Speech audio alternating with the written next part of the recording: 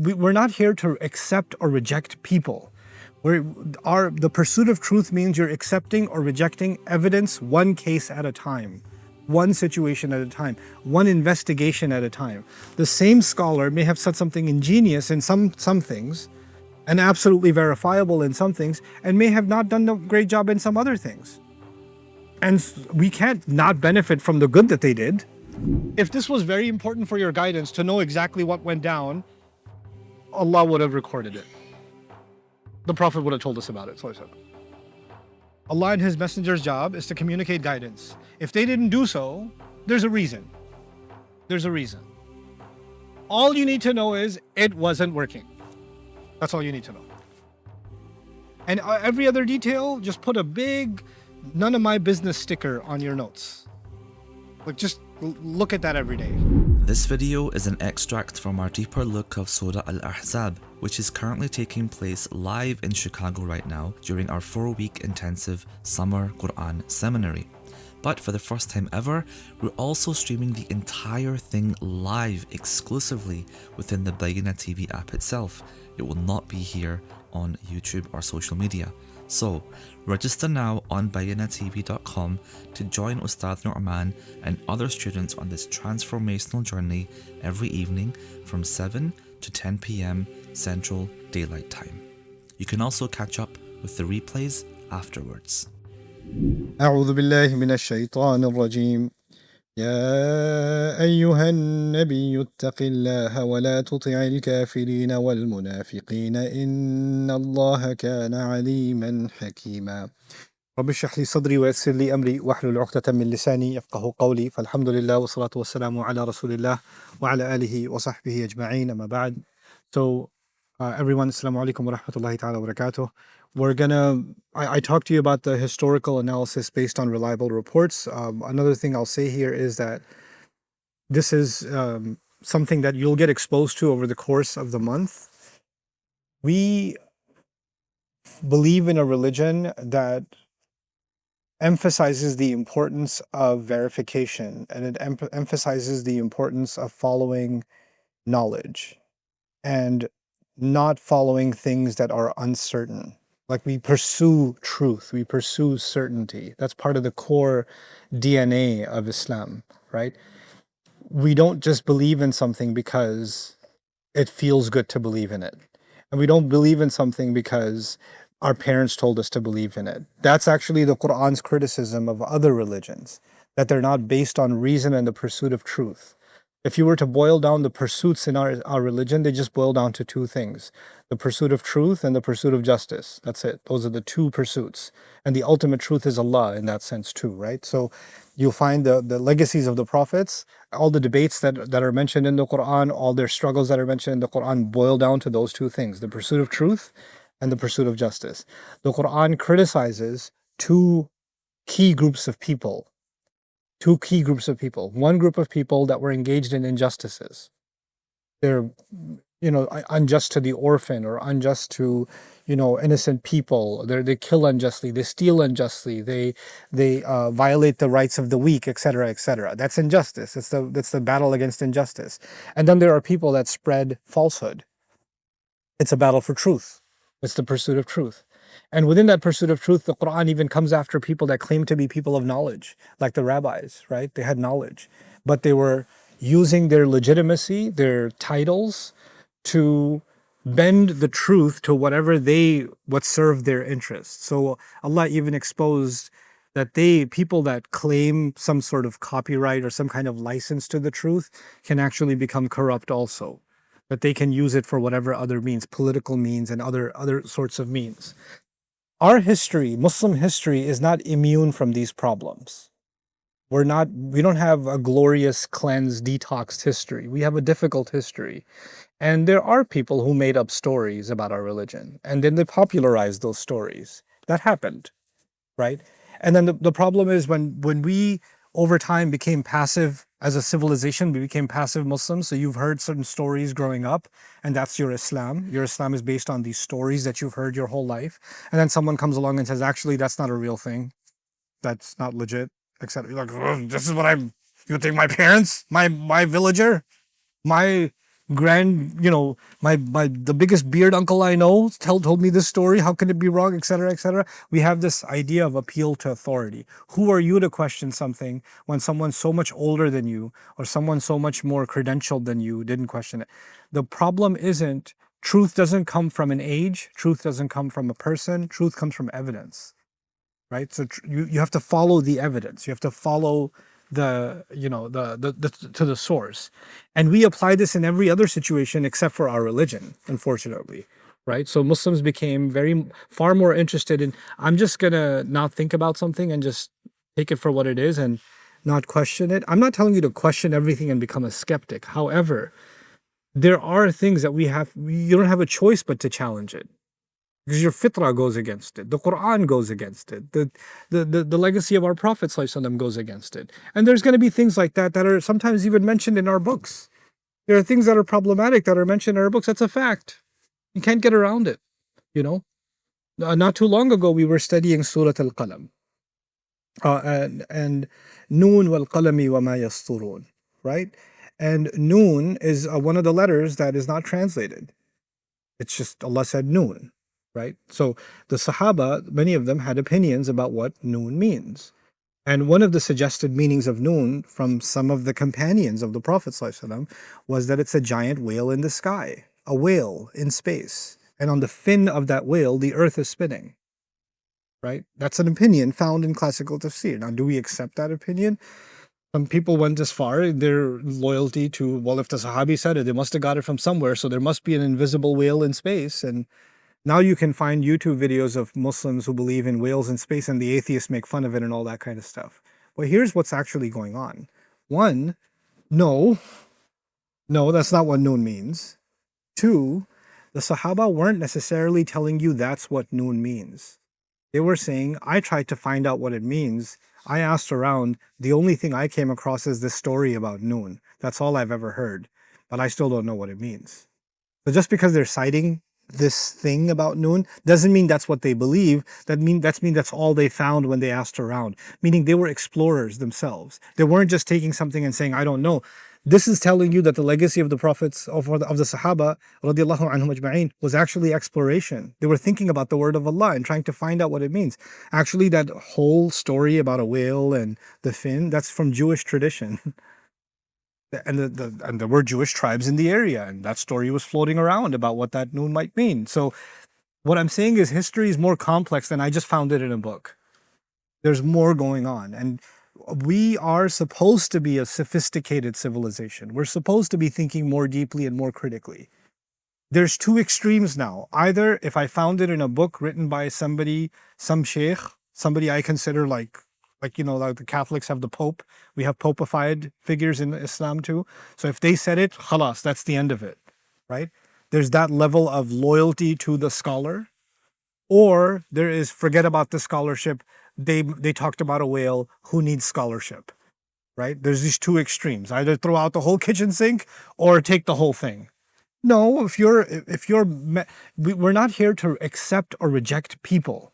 The pursuit of truth means you're accepting or rejecting evidence one case at a time, one situation at a time, one investigation at a time. The same scholar may have said something ingenious in some things, and absolutely verifiable in some things, and may have not done a great job in some other things. And we can't not benefit from the good that they did because we found something. And this new psychosis that Muslims have developed. Oh, I found the sheikh, he made a mistake. I don't understand this psychological disorder. You found a human being who made a mistake? Congratulations to you. Really happy for you. Now that I found that they made a mistake, you can't listen to anything they ever say. Well, thank Allah, the person who's saying it has never made a mistake, which is why we should listen to everything they always say, right? Because they crossed the threshold for not making mistakes. They have immunity. They took a vaccine. They have a khata vaccine, right? They took that. Everybody else, they can find the mistakes of except themselves. SubhanAllah. This is what happens when we become obsessed with personalities as opposed to obsessed with the argument, with the evidence. And so what I'm saying here in the first historical analysis based on reliable reports is what I mean. We have to take a critical look at history. We have to take a critical look at the evidence that we have and how reliable it is and where does it originate from and how far back can we take it. And if it's not 100% and if 70%, we should be comfortable saying, hey, that's 70%. We can't be entirely sure. So, how does that impact our understanding of the Quran? Here's how it impacts it. The Quran is absolute. The Quran is the explicit word of Allah. It's spelled out. And then you have some reports that may not be as reliable. You cannot take the stuff that's not as reliable and use it to override the meaning of that which is qat'i. You cannot take the dhanni, the implicit, and override the explicit. You understand? And that's what often we do. We often take the words of the Quran and we take a report, and the report is not the strongest evidence, and we start imposing it onto the ayah when the ayah isn't saying that. But we're going to engage in that journey. I'm setting that stage. I'm preparing you for the stuff that's coming, right? Because that's one of the grunt works, so one of the difficult tasks we're going to have to engage in. Anyway, so the second is the development of who is An-Nabi alayhi salatu wasalam to us. This is going to be a development, like what we feel about the Prophet sallallahu alaihi wasallam in the beginning of the surah, and how our feelings towards him and our understanding of him evolves and changes. It's actually, he also is undergoing a kind of special training in this surah because he's being tested alayhi salatu wasalam in unique ways that he has not been tested before. And it's crazy to say, right? Rasul sallallahu alaihi wasallam has been tested in so many ways. You would think almost towards the end of the seerah of the Prophet sallallahu alaihi wasallam, this is now fifth or nearly the sixth year of the migration, right? So if you count it, it's about 18 out of the 23 years of revelation are practically gone. 18 out of 23. You would think the big tests are all over. No. Some of the toughest tests are just now. After all of that, now we're landing there. So, and then of course, there are going to be different elements in this surah. I could have given you an overview of all the subjects in this surah. I haven't. But we're going to see different elements, and we're going to make sure we understand how each of those elements are actually, they look separate, but they're working together. I've read non-Muslim literature, Orientalist literature on this surah. There are people who claim that the Quran is an incoherent text. What that means is the Quran's surahs or chapters, they're not quite chapters, they don't make any logical sense. They're all over the place. Right? They don't come together. The subject keeps moving and shifting and things like that. There's no chapter-like organization in the Quran. And the number one surah they quote to claim that the Quran is incoherent and doesn't have any structural integrity or flow, logical flow, is Surah Al-Ahzab. They use this as the case they make for the incoherence of the Quran. We're going to look at Surah Al-Ahzab as a case of the remarkable coherence of the Quran. Well, we're going to do the opposite. And we're going to look at how beautifully things are tied together in a way only Allah can do. Human beings can't. Okay. And finally, we're going to look at certain anchors and the connections to previous revelations. What that means is there are certain key terms in this surah, and we're going to see how those key terms were used in surahs that were revealed before this surah, and how those terms are reaching a climax as they approach this surah. Okay, so that's our 4-step process. You'll see it throughout the month, inshallah.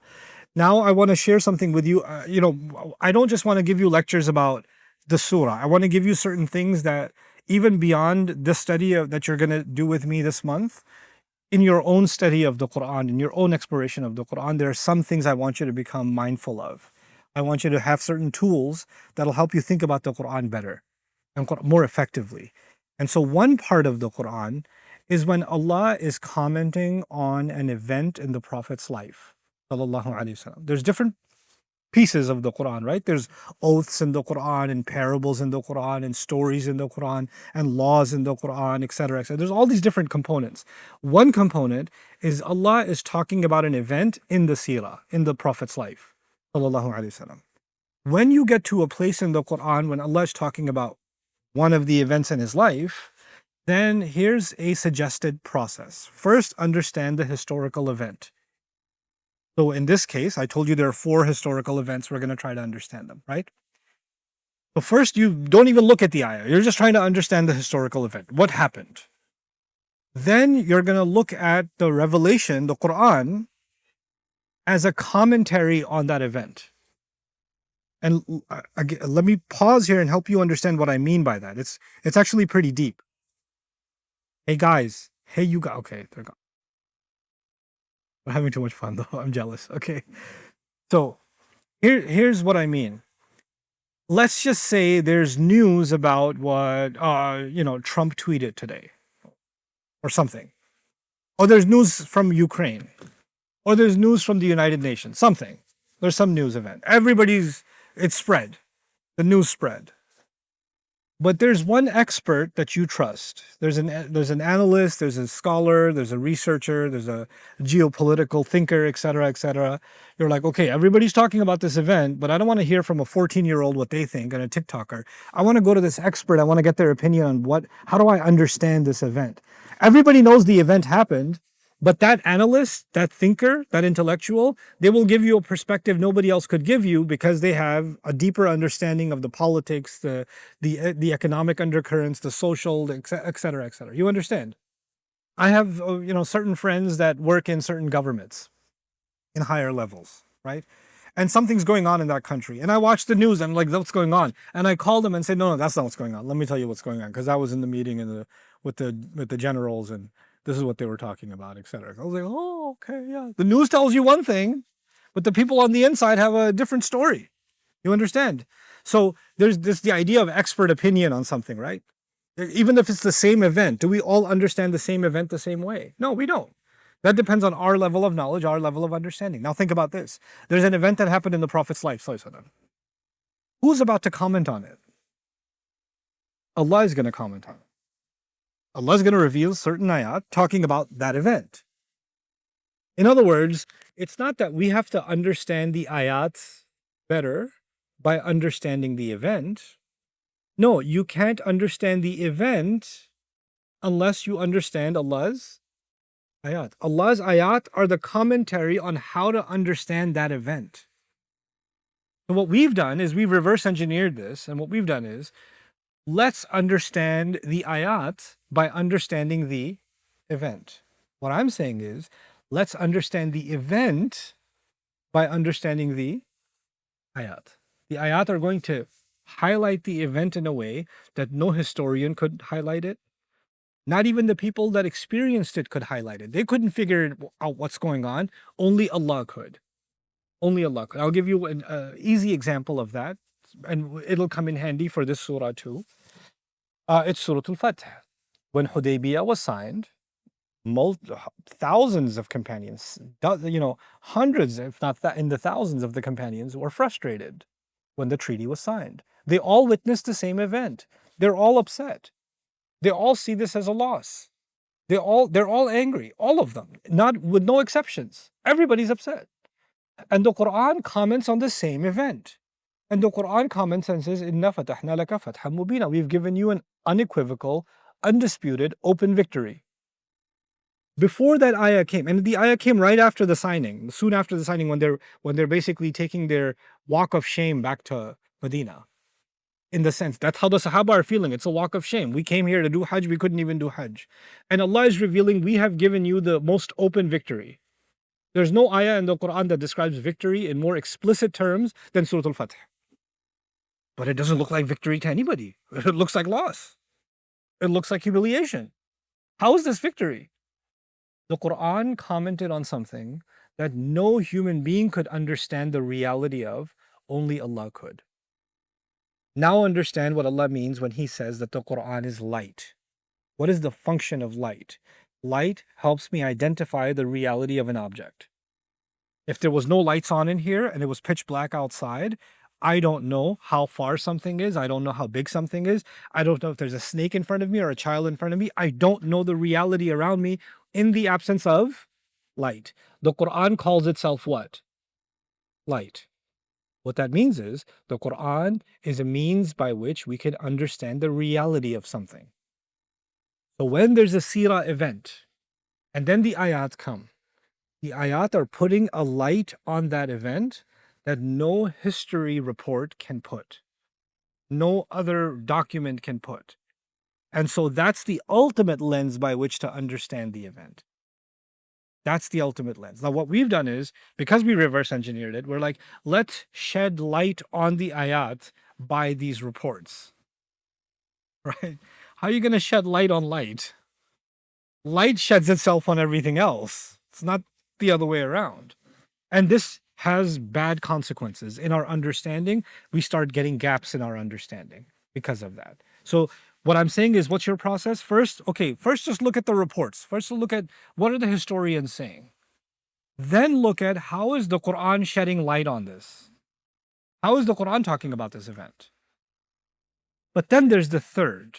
Now that the Quran talked about it, you have to ask yourself a really hard question. What am I supposed to learn from this? Okay, so there's this thing that happened, and then we know Allah talked about it. I get it, and this is how Allah talked about it. But in the end, the goal of all of it is my guidance, your guidance. That's the third step. What are the universal principles? What are the guidance? What am I getting from this that I'm supposed to take? What's my take home? What's my takeaway? Because the takeaway cannot just be interesting information. The takeaway cannot just be, I learned a lot about history. That can't be the takeaway. We're going to go through a lot of history this month. We're going to go through a lot of ayat, a lot of tafsir, a lot of commentary. That's a lot of information. But that's not the takeaway. That all that hard work so we get the best takeaway we can. If you don't do this step 3, you miss the whole. There's no. You cooked everything. You didn't eat it. Right? You got no nutrition out of it. It's delicious food, but you didn't consume it. Right? So this is the ultimate objective. The third piece is the ultimate objective. And in one way, you can say that 1 and 2 are tafsir, and 3 is tadabbur. That's another way to think about it. 1 and 2 is the study, and 3 is, well, what does this study mean for us? That's contemplation. That's because we're supposed to study the Quran and we're supposed to contemplate the Quran. Okay, so this is a process that I want you to become familiar with. Now we're going to talk a little bit about the controversial marriage and why this controversial marriage of the Prophet ﷺ to Zainab radiallahu anha, our mother, is at the center of this surah, and how we will see that this is a huge gift of Allah to this ummah, this marriage. And he was married to, in his lifetime, 11 women, 11 mothers of the believers, right? But this one marriage is a special gift of Allah recorded in the Quran for this ummah, and we're going to see why. So everybody's looking at it as controversy, right? And the Quran is going to take something that's controversial, and what's he going to turn it into? A blessing. He's going to reverse, and like it's light that without Allah's light, we wouldn't have seen it. You ever seen those UV rays or lights that you shine on them, and now you can see things you didn't see before? Or X-ray vision? That's what the Quran's going to do. So even though I'm using the word controversial marriage from the shallow lens. But by the time we're done looking at it from the Quran's lens, it's going to be the blessed marriage. It's going to be something else entirely. And then we're going to be ready to take something away from it that's going to illuminate our lives, right? So it's repeated in the very beginning in ayah number 4, in the middle between 36 to 38, and at the end towards, because it's 73 ayat of the surah, it's all the way at the end in ayah number 69 also. And there's some references to it in 58 and 60. And what's interesting is I mentioned there are 4 major events, right, that are in this surah. And this reference comes up in the neighborhood of each of those events. Like there's the reference to this, and then another historical event. Then a reference to this, then another incident. So all the other events in the surah are kind of circling around the marriage of Zainab radiallahu anha to our Prophet sallallahu alaihi wasallam. So this is kind of like the tie-in to all of them is what's happening. Okay, now we have to understand something about the history, the backdrop of the surah, and I'm going to lay some things out for you before I show you the next slide. Badr was our first military victory. Everybody knows that. Uhud was a pretty devastating loss, right? The Prophet himself sallallahu alaihi wasallam was almost killed. This was one, of course, in part because of the treachery of the munafiqun, the hypocrites. But this also had other consequences. It emboldened people to question the leadership of the Prophet sallallahu alaihi wasallam. Because if he's the Prophet guaranteed victory from Allah, how could he lose? Right? How could he lose? And because we were confused by, we're following the Prophet of Allah and we lost, and the Prophet himself was almost killed. What kind of He was almost, how could he be the Prophet of Allah and he's almost killed, right? So what Allah do? Allah revealed almost 60 ayat of Surah Ali Imran, Surah number 3, to help us understand Uhud. Just to process Uhud. Uhud, the commentary on how to make sense of Uhud after it happened was given to the Prophet ﷺ in Ali Imran after the Battle of Uhud. Okay. Now, even though now that we lost, let's understand the geopolitical climate. The Quraysh got their revenge because they lost in Badr. Now they got their revenge. Not only did they get their revenge, they're a little bit fired up. They're like, man, we got them. And they're down right now. They're injured. This is a good opportunity. We need to strike back and finish the job. But we know even if we win, we're not going to be able to finish them off. We need more than that. Ka'ab ibn Ashraf, on the other side, the Prophet ﷺ had treaties with Jewish tribes, right?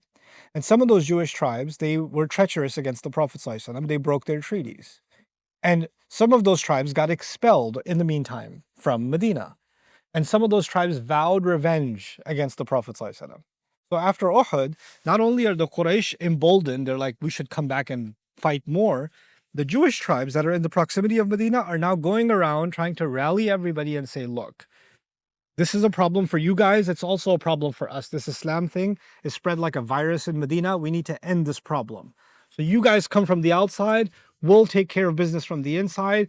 And it's going to be easy money. Let's just kill all these people and take all their lands, all their homes, enslave their women and children, whatever we got to do. We'll just take all of it. And if the two of us are not enough, let's convince other tribes that this is going to be easy money, easy victory. Let's get us all together, which is Al-Ahzab, the different groups, different tribes, all thinking this is going to be an easy victory because we're all together. And now these legions of, tens of thousands are coming for the city of Medina. This is not a battle that's going to happen on the battlefield. It's going to happen inside the city. So this is civilian warfare. It's not battlefield warfare.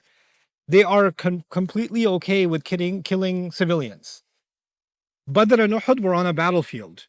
This is going to be inside the city of Medina, right? So and the enemy is now okay with killing civilians, which is a lesson by itself, right? And it's not one of them that's okay with the killing of civilians. Ahzab, groups of them are okay with the killing of civilians because they each see some level of economic benefit for themselves. They're not even ideologically interested in killing the Muslims. They're just interested in killing the Muslims because it's going to bring them easy money. Sound familiar? Right?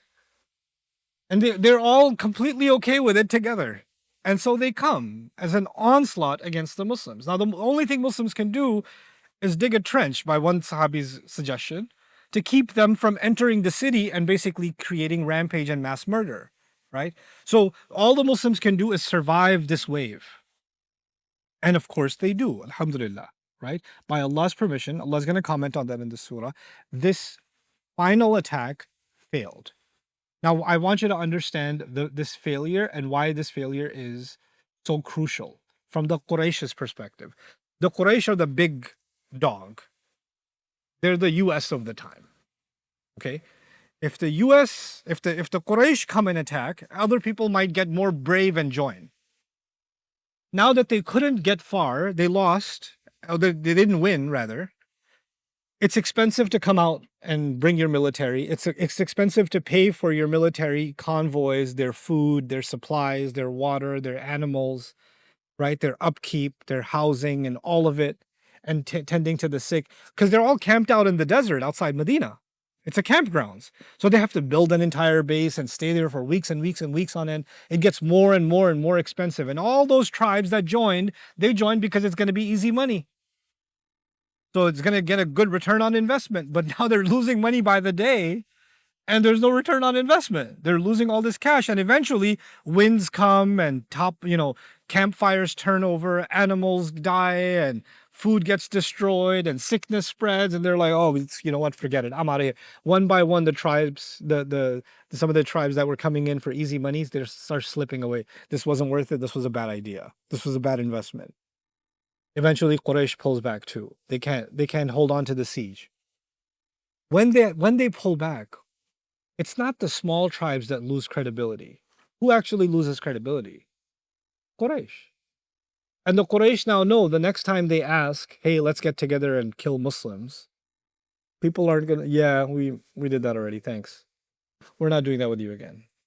That already cost us a lot of money, and it was a big waste of time. No, thank you. We're done with that. So now they don't have the kind of clout and the kind of influence that they had before this humiliating loss. This is the nature of big powers. When big powers make a move and they influence smaller powers to join them, but when they fail in the mission, then they lose credibility across the board. Sound familiar? Like it's just there's some very universal political science things that are happening in the Sirah that you see around you all the time, right? So that sounds dangerous. Okay, anyway, what's happening on the inside? Well, as soon as they leave and Medina is secure, the Prophet ﷺ says, well, they're the enemy on the outside, but we have an enemy right next door, Banu Qurayza, the Jewish tribe that was conspiring with the Meccans to stab us in the back. So within days, there's the incident of Banu Qurayza, which is going to be mentioned in this surah also, right? It's one of the controversial incidents in the seerah of the Prophet ﷺ. We're going to deal with that incident also when it comes, because they claim it was a genocide. That thousands of people were killed in one day, like literally slaughtered in one day. So we're going to explore the historicity of that when the time comes. But regardless, Banu Qurayza, a very wealthy tribe, has now been defeated and their assets seized because they violated the treaty against the Muslims. Now Muslims are starting to come into a lot of money for the first time. Remember, in Badr and Uhud, we were starving, but now money is starting to come in. So now Muslims, for the first time, the Quraysh have been weakened and the Muslims have been strengthened. So the things are politically changing in the region. Within the next year or so, 7-8 months to a year, there's going to be the Treaty of Hudaybiyah. These are the 7-8 months before the Treaty of Hudaybiyah. So the tide is already turning in favor of the Muslims, so much so that they're bold enough that they're going to go and attempt to make Hajj. Because Hudaybiyah is an attempt to make Hajj, right? The thing is, not a year ago, you couldn't even leave your city because they had camped right outside your city to kill all of you. But now you're not even staying in your city. You're going to the wild animals that came to kill you. You're going to them. And you don't go to Hajj armed to the teeth. You go to Hajj basically only with the dagger that you're going to slaughter your animal with. Basically, you go to the Hajj essentially unarmed. And they're going to go. If there was ever a time to kill all the Muslims easily, it would be when they went for Hajj. Right? The fact that they go and they go in large number. They don't go in small number. When they go in that large number, all the other tribes see that these Muslims are going to do Hajj unarmed like that to Makkah. Oh, he's serious, man. Wow. That's a show of strength. Everybody's thinking they're going to come back dead. Their dead bodies are going to return. بل ظننتم أن لن ينقلب الرسول والمؤمنون إلى أهليهم أبدا وزين ذلك في قلوبكم وظننتم ظن السوء وكنتم قوما بورا. Surah Al-Fath even describes this. The hypocrites in Medina were convinced that when you leave for Hajj, you ain't coming back. You're all going to die. And they love the idea that they're just going to die off. وزين ذلك في قلوبكم. The thought of that was really good, beautiful in your minds. You thought it was a lovely idea that we didn't have to kill them. They're going to go get themselves killed. When they come back unscathed, back to Medina, what message does it send to all of the region? Muslims are untouchable. They went into the lion's den, opened the lion's mouth, looked inside, and came back. They have basically won the region politically, as far as influence, without ever using any military tactic.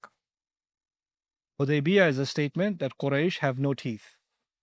All bark and no bite. So even though the Muslims thought it was a loss, it was actually a massive victory. You understand? But that victory, the process of that victory began with the Battle of the Trench. It began with that battle. Okay. Now, let's look at this landscape. We're still talking about before Hudaybiyah still. By this time, the Prophet Muhammad ﷺ was unquestionably one of the most powerful figures in the Hijaz. Unlike the earlier defensive postures, Badr, Uhud, Khandaq, all of them we were defensive, basically. the Muslims began to project power proactively, launching expeditions with the express intent of engaging the enemy and consolidating authority. In other words, other than attacking Mecca, we went after everybody else. We started consolidating power, expanding our region, expanding our territory and zones. There were some key military objectives. Number one, to enrich the Muslims, enrich the state. Now we have to have a treasury. Because barely, there were times that, in the seerah of the Prophet ﷺ, Fatima radiallahu anha comes to the Prophet ﷺ and says, I haven't eaten for 2 days, 3 days, and he lifts his shirt and he's got stones tied to his belly. You guys know the story, right? This is not that time. Now it's time to fill the coffers of the Muslims, the vaults of the Muslims with wealth, and build the treasury of the Muslims and build a massive military enterprise. This is a completely different situation now after Ahzab. So the Sariya of Zayd ibn Haritha, and then where they intercepted and captured an entire Quraysh caravan returning from Syria. Remember Rihlat al-Shita'i wa Sayf? Like the easy caravans that the Quraysh used to take that nobody used to touch? Well, the Muslims touched them. And Syria means when the caravan is coming from Syria, it means it's bringing goods from all across Europe and the Levant, the entire Roman Empire. They import goods. The trading port is Syria, and from Syria they bring it back, and they're going to go sell it in Yemen, from where it's going to go into the marketplace in Africa and India and other places. So they're the pipeline. So they have all these expensive goods coming from the Roman Empire and from other parts of the West, and the Muslims capture all those goods. Elite goods, import brand stuff, right? Now this starts helping fund the Muslims in ways they've never seen before. Now there's a buffer zone. They have a regional control. Now the Quraysh know that their caravans are going to get caught, so they don't go into certain territories where they used to move freely. So you've limited the movements of the Quraysh also in the region, right? And now, how they came right to Medina and there had to be a trench, but now there's a perimeter around Medina. You can't even get close to Medina anymore for the kuffar, for the enemies. So our sphere of influence has expanded.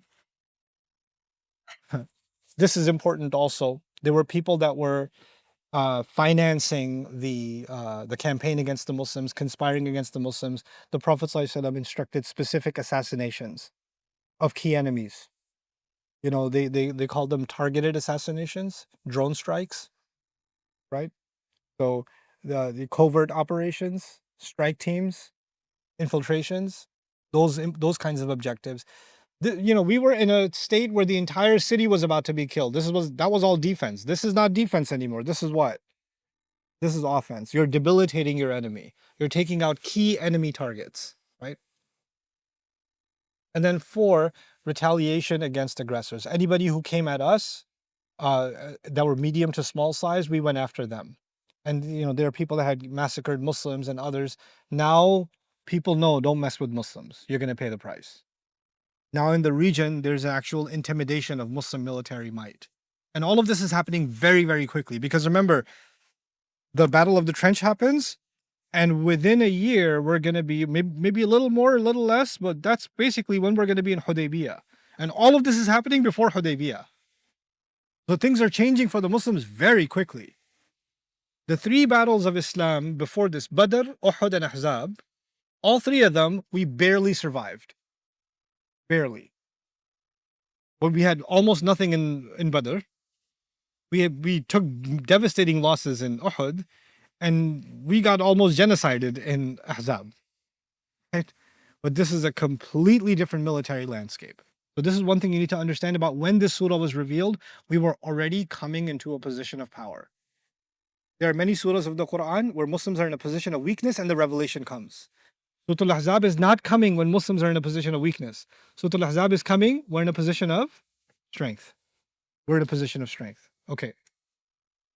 The Quraysh's hostility remained potent. Still, even though we were winning, they're still our enemies. The Khaybar's Jews, Banu Nadir, Banu Qaynuqa, they also started joining forces, and they still represent a threat against the Muslims. But now we are in a different stage. We used to be in a survival stage. We are now in an internal stabilization stage. And at the same time, the community is being consolidated. Revelations are coming about family life, how to be in the home, the dress code, food regulations, Hajj rituals. These revelations are starting to come that are the formulation of a community. This is not discussions about survival in a military setting. This is about the beginnings of a civilization now. It's as if the foundation has been laid. Now it's time to set up this community. And those kinds of revelations are starting to come in the Quran. Now, I'm going to skip this part for you and get to something maybe outside of my slides. I'll talk to you about something and then we'll end today, inshallah. Because the marriage thing I'll talk to you about tomorrow in detail. Okay, don't look at the slides anymore. Just look at me. Okay. So what we need to talk about now is when Muslims are coming into power, the enemy sees that the only thing we can do now is to sow some kind of doubt and confusion and discord within them. I was telling you, demoralize the Muslim. And the easy target for that was the marriage that was happening or that happened with Zainab radiallahu ta'ala anha. We're not clear about when exactly it happened. We do know it happened around Ahzab, right at Ahzab, maybe right before Ahzab or right after Ahzab. It's something there in that time that this marriage happened, right?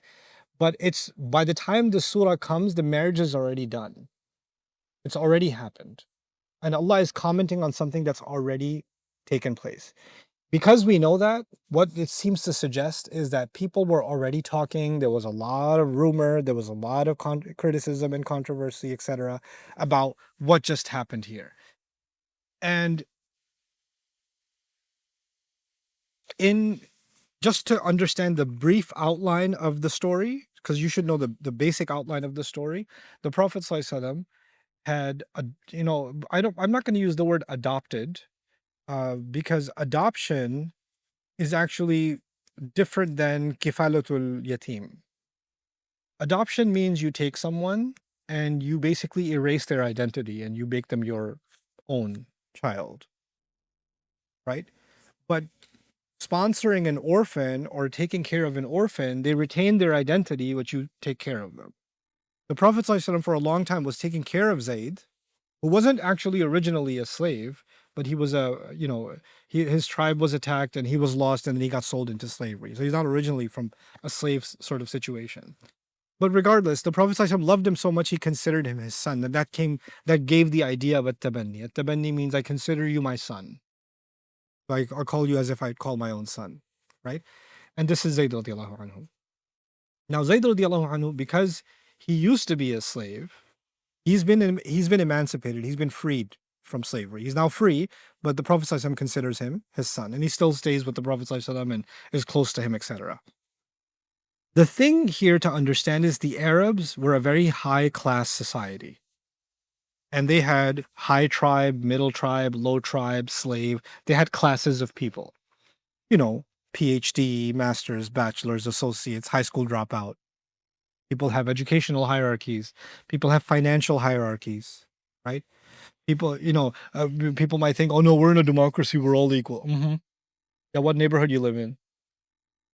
There's projects people, and there's the suburbs people, and then there's the bling bling gated community people. There's classes of society, right? People used to have different quality of horse, right? Somebody's driving a donkey, somebody's driving an Arabian horse, somebody's riding a purebred. Is that still the case in the parking lot? Somebody's driving a Fiat, somebody's driving a Ferrari. They start with an F, but they both end very differently. Completely different class of people, different class of ride, different class of home, different class of clothing, etc., etc., etc. Isn't it the case? There are class societies. Classes have always existed, economically at least. Well, the Arabs were very class-based and tribe-based. And even if you were a slave at any point in your life, that label stayed with you. Even if you got freed, you're still a freed slave.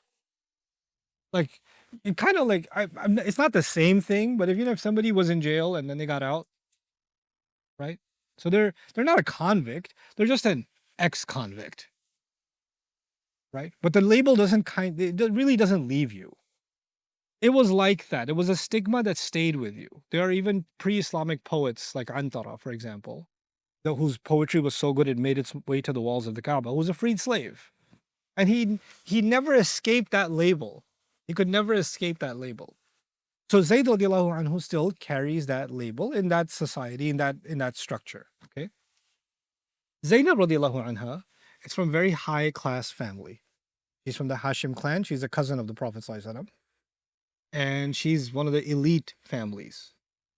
Right. So you could think of the poorest neighborhoods in Chicago, Zayd, and the wealthiest neighborhood in Chicago, Zainab.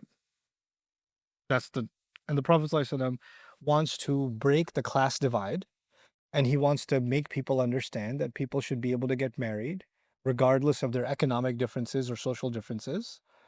So he recommends that Zainab and Zayd get married. And Zainab doesn't think it's a good idea. Radiallahu anha. She doesn't think it's a good idea. And Zayd is also kind of reluctant, like, I don't think she's going to like me very much. Because I'm supposed to be qawwamuna ala nisa, like I'm supposed to be the head of the household, the caretaker, I'm the Amir of the house, and she's going to say, you're the Amir of my house? Like she's already up here, I'm already down here. There's no way I'll have any sort of authority over her ever. So this is going to be a very difficult situation that I'm going to be put in. So he's reluctant about it. But the Prophet ﷺ insists, right? And when the Prophet ﷺ insists, out of love of the Prophet ﷺ, it's not a religious instruction. He doesn't say, Allah and his messenger have commanded you to engage. No. It's not that. As we will see when we look at the historical reports. He's just strongly insisting. But in the end, it's the Prophet ﷺ, isn't it? Like if he's insisting, it's going to be hard to say no. There are some Sahaba who have stronger will than others. The Prophet ﷺ asked one young man to sell him his donkey. He said no. No, I'm not going to sell it to you. The Prophet is asking you to buy his donkey. No, you can't have it. Right? He wouldn't give it to him. But that's okay. Right? So, but in the case of Zayd and Zainab, they cave. They're like, okay, fine, we'll get married. So they get married. Now when they get married, it's just not working out. There's just too much of a difference between them. We don't know the inside story. The reason we don't know the inside story is because it's none of our business. That's why we don't know the story. I could tell you she was high class. He was from, slave clan. That's why she just couldn't handle his lower class status, or, she couldn't deal with living in that kind of housing. I could make all that up. It might be entertaining for you, but is that history? No. You know why? Because we don't know. You know why we don't know? Because no one knows what happens between a husband and a wife, except who? The husband and the wife. We don't know. All we know is it wasn't working out. That much we know. Why wasn't it working out? अच्छा और बताएं, कुछ तो पता होगा आपको. Do you think this is what happened? Do you think that is speculation into people's personal lives? Is that something that Islam prohibits or speaks out against? Speculation into people's personal lives? But you know what? For some reason, when it comes to the best people, the Sahaba, we're very comfortable with our speculation. Like, what must have happened? Why do you need to know what must have happened? What are you going to get? What are you going to make a chara out of that? What are you going to get out of that? If this was very important for your guidance to know exactly what went down, Allah would have recorded it. The Prophet would have told us about it. Allah and His Messenger's job is to communicate guidance. If they didn't do so, there's a reason. There's a reason. All you need to know is it wasn't working. That's all you need to know.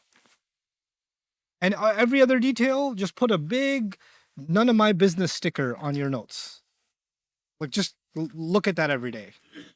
Okay? There's a nosiness that Muslims suffer from. And they bring that nosy, they're already nosy in their own personal lives. Right? There's already nosy so what are you doing here? How long are you here? Like, I mean, people get weird around me, that's okay. I'm used to it. I ran into somebody in the elevator. I was in another country. You're here? My first impulse was to say no. Like, what's he gonna do if I say no? I said, yes, I am. Oh, what are you doing here? Are you in this hotel? Now I'm getting uncomfortable. What floor are you on? How long are you here? You're gonna be here tomorrow? You come here every day? Is this where you have breakfast? Oh, okay. So, like, what are you gonna do this evening? Do I know you? Right? Just wanting to know. That's okay. People get curious. I feel like people think people that have a public profile or public access, like public property also. And so that's okay. But it's not just about celebrities. You go to somebody's house and like, oh, so tell me about your shoe size. Tell me about your fingerprints. Like, they want to get all this information out of you. And we think it's okay, even within the study of our religion. It's not. It's not.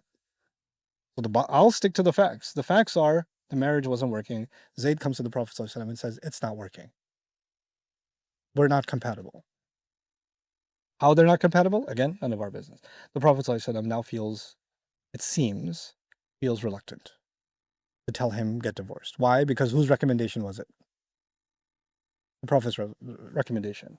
And of course, Zainab is from a high family. And the sociological reality, we don't know this for a fact, but there are some things we can say with some degree of confidence.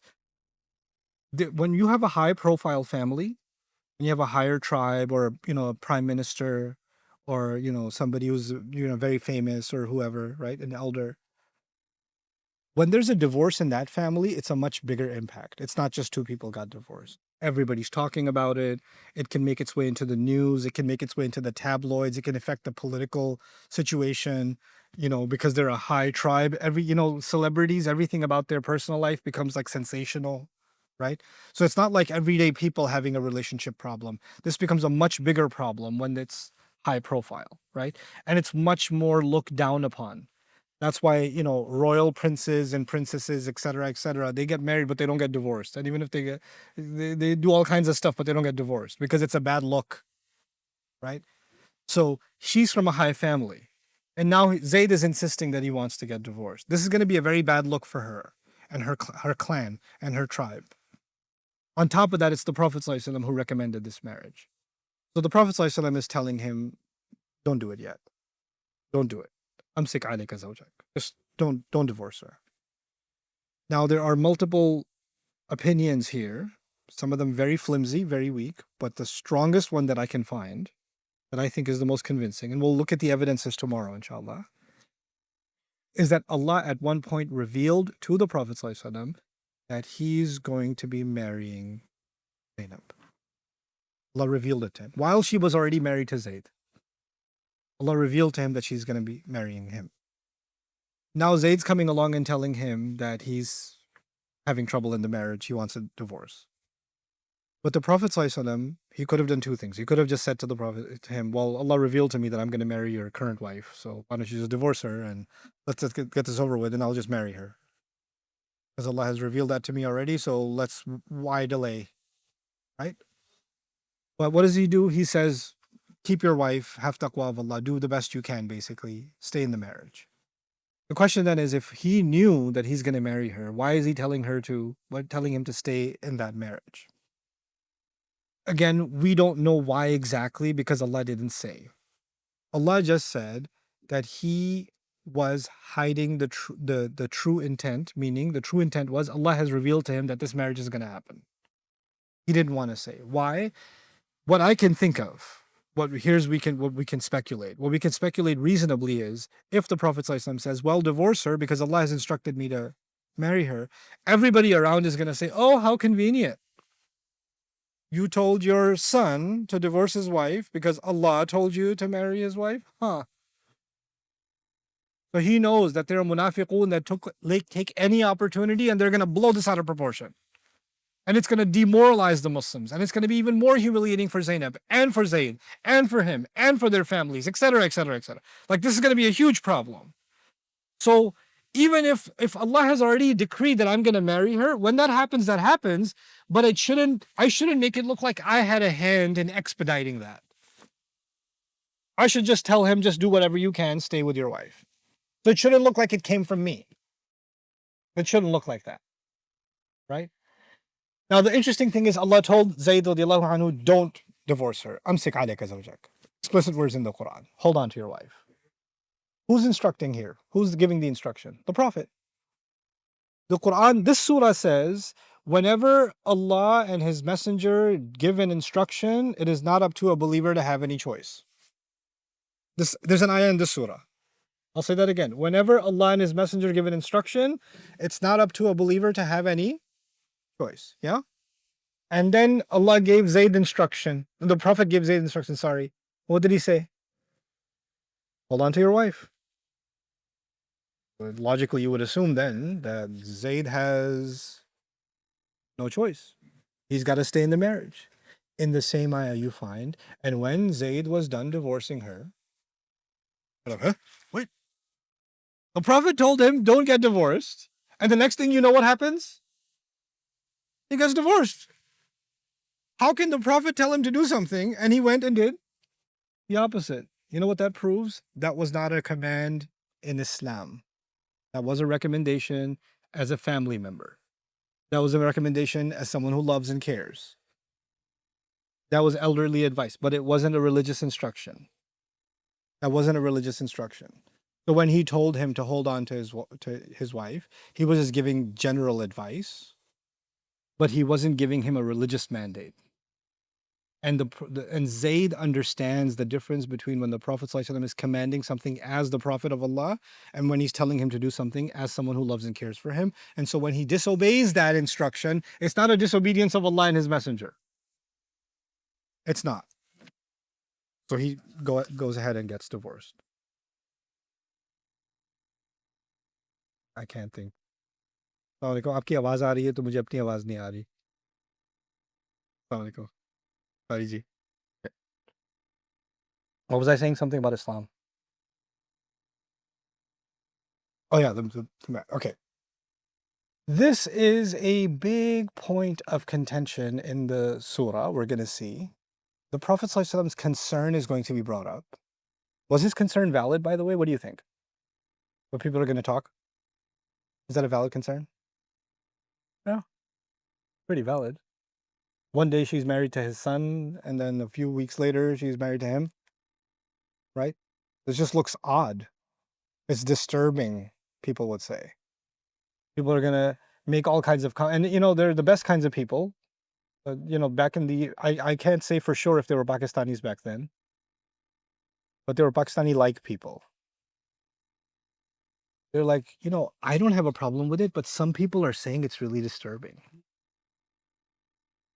There's some people that just... some people are saying, like, there's no way to justify that. And I don't even know what to say to those people. Who are these some people? Can I meet them? No, I'll ask some people if they know some people. You don't want to make it sound like you're saying it, but there's always someone called some people, right? And you just throw this on some people and spread and spread and spread. And now even Muslims that are like, they love their messenger, sallallahu alaihi wasallam. They have honor for him. They look up to him in every way. إِنَّكَ لَعَلَى خُلُقٍ عَظِيمٍ. You have the highest character of all. And he married his daughter-in-law? What? Is that what he did? Why did he do that? Well, you know, and the surah hasn't been revealed yet. The surah hasn't come and said, I made you do it. Because the surah is going to say that. But Allah put the Prophet ﷺ in that position without even giving him that surah first. He told him that you're going to marry her. And he goes and he does it. And people are already starting to talk. And this rumor is spreading and all this stuff. And I want you to understand the intensity of the problem. Islam comes along and says, Islam is basically the higher moral ground. The Prophet ﷺ is the height of the morality and character. And Islam is speaking out against indecency and lewdness. Islam is the alternative to these other lifestyles. And the ultimate example of that is the Prophet himself, sallallahu alaihi wasallam. And now there's a marriage scandal against who? The Prophet sallallahu alaihi wasallam. And on top of that, let's make this even spicier, the Prophet sallallahu alaihi wasallam had 4 wives. He had, at the time, 4 wives. Zainab became his 5th. I'll say that again. He had 4 wives. Zainab became his 5th. Radiyallahu anha. The Quran has already been revealed that you can marry up to how many? 4 wives.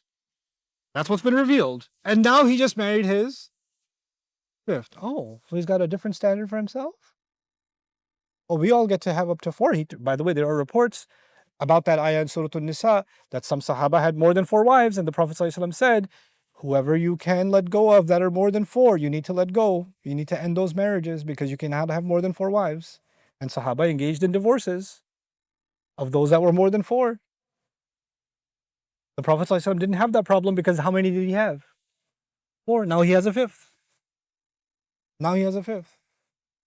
And so now people are saying, first of all, his daughter-in-law? Second of all, number 5? I thought he says you have to live by the book, and the book says you can only marry 4, and well, the rules don't apply to him. Why don't they apply to him? Some people are saying this is a little contradiction. I love those some people, right? And now this noise is getting louder and louder and louder. Yes, Muslims are politically doing really well. Money's coming in, right? But I want you to understand this from the hypocrites' vantage point. They're starting to create this noise. The innocent Muslims, they're starting to not have an answer for what they're saying. Let's think of it from the perspective of the wives of the Prophet ﷺ. Because they're his wives. Why did he do that? Why did he marry Zainab? They're having a thought. And then on top of that, not only did he marry Zainab, radiallahu anha, on top of that, a lot of money has come in, right? But you know the only family whose budget didn't change? The Prophet ﷺ. They're still living the same standard. Everybody else is doing better. Except who? The Prophet ﷺ. And the wives are like, so our lives are no better, and now there's even another mouth to feed? And another wife of the Prophet ﷺ? So there could be an attack on their minds. The Prophet ﷺ has his own anxiety. I'm supposed to lead these people, and they follow me through anything. And if they start questioning my integrity, how are they going to follow me? And I'm not bringing this up. I'm not saying anything about it. But they're already talking. So there's the Prophet's perspective, the vantage point. There's the Ummahatul Mu'mineen's vantage point. There's the believers' vantage point. There's the Munafiqun's vantage point. And of course, the Yahud are loving it. They're absolutely loving it. Like this is exactly what we wanted. We wanted him to be brought down to a level where they no longer look up to him. They put him, he's taken down from his pedestal in the eyes of the Muslims. In that entire climate, we're going to see how Allah is going to comment on this entire experience. What Allah is going to address. And what's amazing to me, we're going to get into this tomorrow, but what's amazing to me about this surah, the opening of this surah, is Allah did not concern himself with what the Muslims think. Allah did not concern himself with what the kuffar are saying. Allah did not concern himself with the munafiqun. Allah did not concern himself with the mothers of the believers. He's concerned with none of them. His only concern at the very top of the surah is Ya ayyuhan nabi ittaqillah. Prophet, whose status is high and elevated. Remember I told you his status is high and elevated? The one who receives news that nobody else receives. What news did he receive? Marry Zainab. And whenever he follows what Allah has given him, his status is lowered or higher. So the fact that he married Zainab, does it lower his status or elevate his status?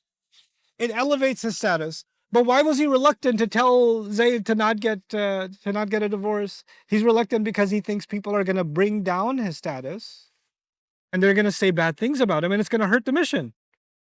And the Prophet ﷺ is being told, you need to stop thinking about what people are going to say completely.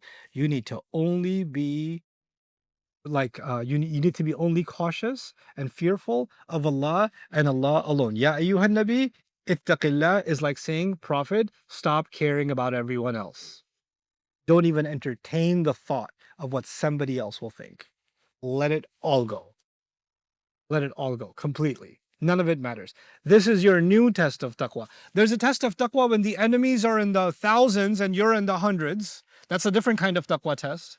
There's a different test of taqwa when they're offering you money and trying to compromise the message of Islam. There's a different kind of taqwa test when you're in a cave and they're standing on top of the cave and if they just look down, you're going to get killed. That's a different kind of taqwa test. This is a different kind of taqwa test. You know what taqwa test this is? This is the fear of what people are going to say. This is not the fear of getting killed. This is not the fear of the mission being compromised. This is the fear of the commentary of people. It's a human fear.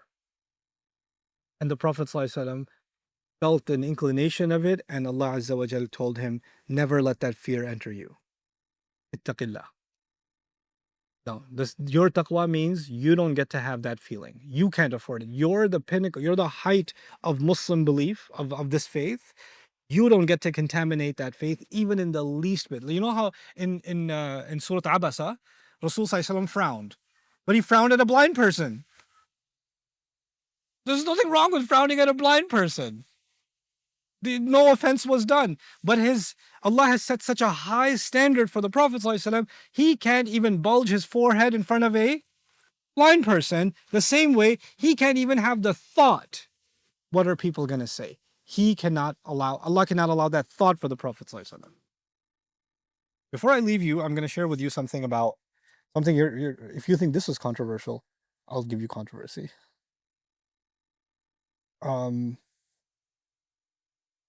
In Christianity, the role model is Jesus. Never got married.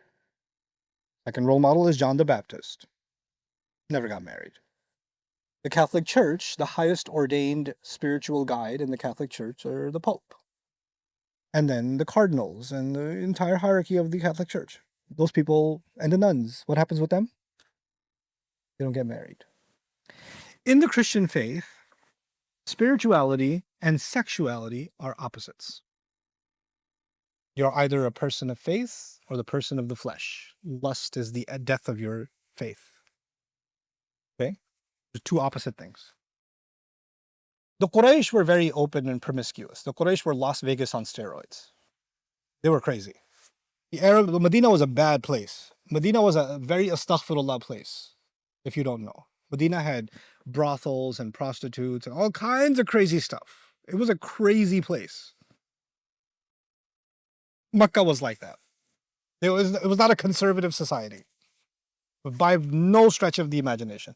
Alcohol, gambling, free, sexual relations, completely open, super liberal.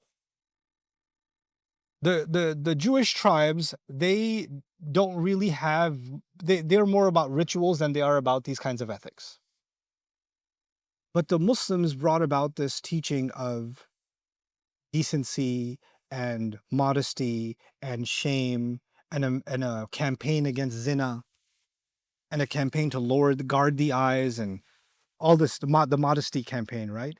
But Muslims don't understand that our modesty is not the same as Christian modesty. Christian modesty is that the relationship between men and women itself is basically a kind of compromise of your faith. And since you can't do without it, at least you can just be monogamous. That's it. Be faithful to your wife, etc., etc. That's their whole thing. The Quran offers a very different view of sexual ethics and the relationship between men and women. The Prophet ﷺ, or the Arabs, were okay, completely marrying more than one woman, completely, perfectly okay. Divorce is not the end of the world. In Catholic religion, you can't even get divorced. You can only get a marriage annulled. There's no such thing as divorce. Okay? A marriage annulled means the nikah was batil to begin with. You have to prove it was never a valid marriage. Oh, I didn't realize she's my sister. They have to prove that and then they get, or they have to prove that she's already married or something. Some crazy accusation. That's the only way the king can get rid of the queen. That's how they do it. That's why they had all these illegitimate relationships, because they don't have that. Islam came and it brought 4 or 5 things, I'm going to list them to you, that revolutionized marriage itself. How the world saw marriage before Islam, and what the Quran brought, what Islam brought, how it saw after it, okay?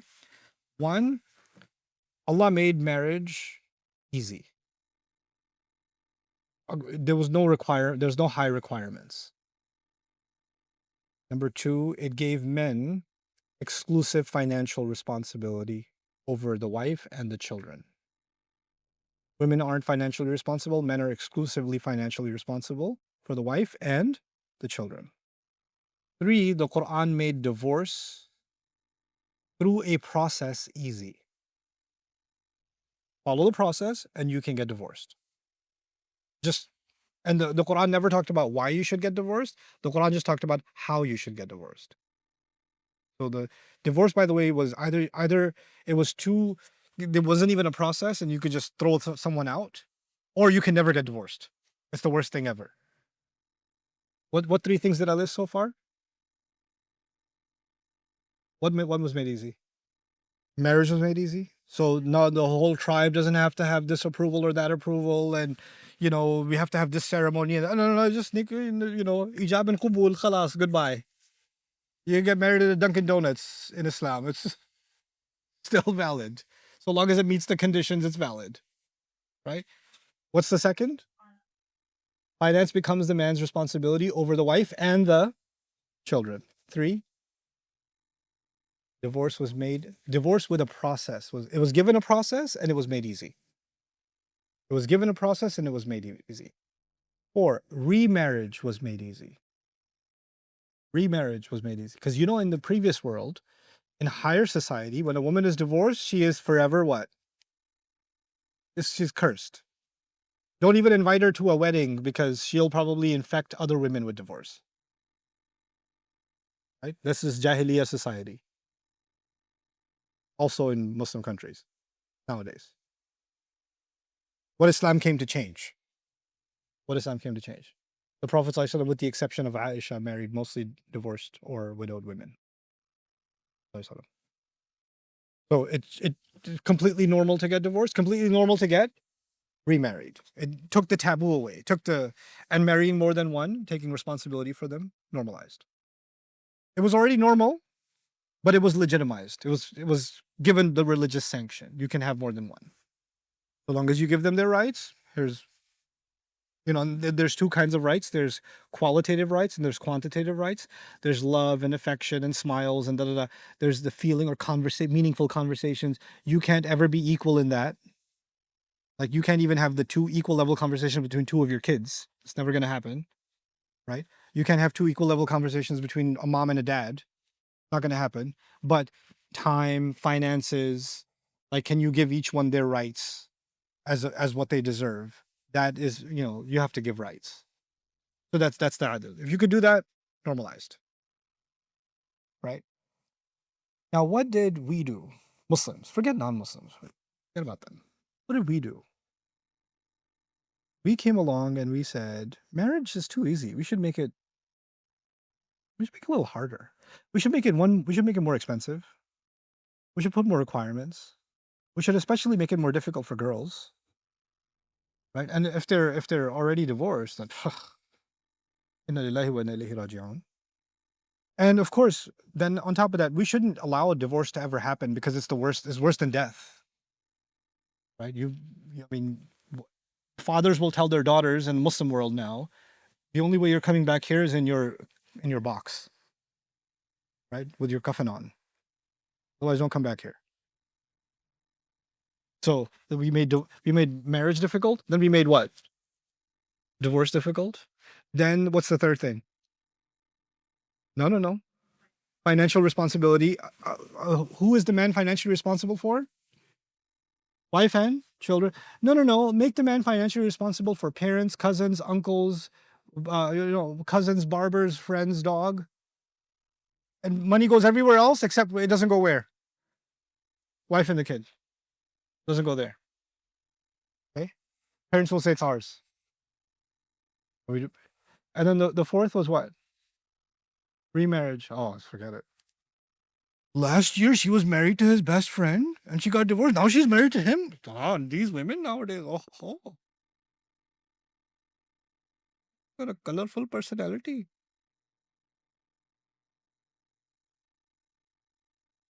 The Prophet ﷺ was put in the most controversial situation, someone who's allegedly his own son, and he's marrying his alleged daughter-in-law, right? Why?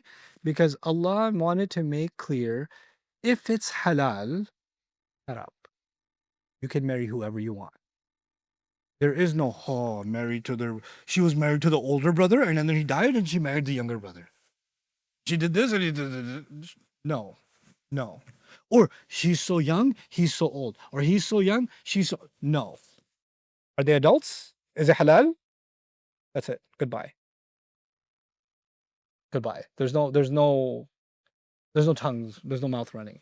The Prophet ﷺ was put in the front line of people making comments. Front line. He had to hear the comments from all of society about this marriage. Why? Because Allah wanted him to be just like he has to be in the front of the battlefield, right? He's in the front of this battlefield, taking all the arrows of people's mouths so that he breaks something. If he can take it, anybody can take it. If it's halal, it's not a problem. If it's halal, it's not a problem. If Allah made the fifth one halal for him, and he didn't make that halal for anybody else, then he's going to do it because Allah made it halal for him. I don't care what anybody else says. If you live in a society where a second wife is haram for you, and a third wife is haram for you, the fourth, forget even the thought of a second wife is haram for you, right? Then let everybody be angry. It's okay. If you're not doing anything wrong, if you're not violating anybody's rights, and this is between a husband and a wife. I'm not encouraging you guys to go jump off a cliff. But what I am saying is, if Allah made something halal, then it doesn't matter what people say. I'm going to leave you with this. There are two battles. One battle in Islam is to fight against the haram. Please understand this clearly. One battle in Islam is to fight against the haram. The other battle in Islam is to stand up for what is halal. You have to stand up for what is halal because corrupt society will make haram easy and corrupt society will look down on halal. They'll make comments about the halal. And you have to stand up for the halal and take the hits for the sake of the halal. And the first one who took those hits was Rasulullah sallallahu alaihi wasallam. This marriage represents the breaking of all the taboos people create that have no basis in this deen. If Allah has no problem with it, then nobody can run their mouth. ذَلِكُمْ قَوْلُكُمْ بِأَفْوَاهِكُمْ وَاللَّهُ يَقُولُ الْحَقِّ وَهُوَ يَهْدِي السَّبِيلَ. That's what this marriage actually represents. That's what the wisdom of this marriage is. And we're going to dive deep into the incident and what we can pick out from it. But the most important thing you need to take from it is how the Quran challenged social ignorance. What are people going to say? People are going to talk. And by the way, who are those people? Do you know who they are? No one knows. But everyone's afraid of them. You know who they are? You. And you, and you, and you. And everybody's afraid of everybody else's mouth. And you know what? That's when you're afraid of people's mouths, that's when you can only have one fear in your heart. Either you have the fear of Allah in your heart, or you have the fear of the people's mouths in your heart. Allah did not give you how many hearts? 2 hearts. You can have one heart for the people's fear, one heart for Allah's fear. مَا جَعَلَ اللَّهُ لِرَجُلٍ مِّن قَلْبَيْنِ فِي جَوْفِهِ. Allah did not put 2 hearts inside of any man.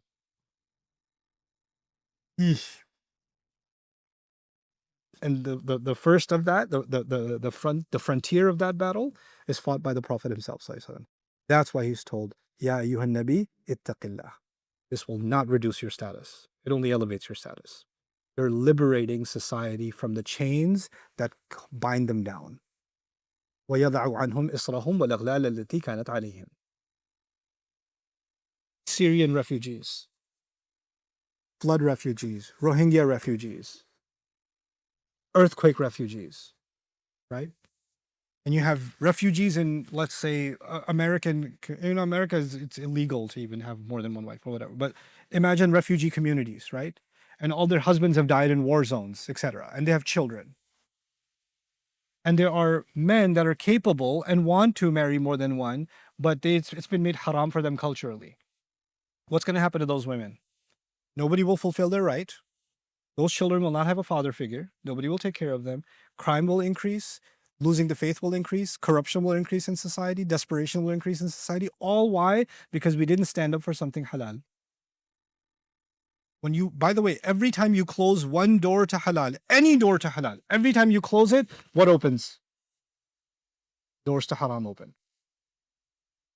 Guaranteed, guaranteed. Every time you close a door to any halal, it will open multiple doors to other harams. Then you only get to blame yourself for closing the door to the halal. That's the reality of it.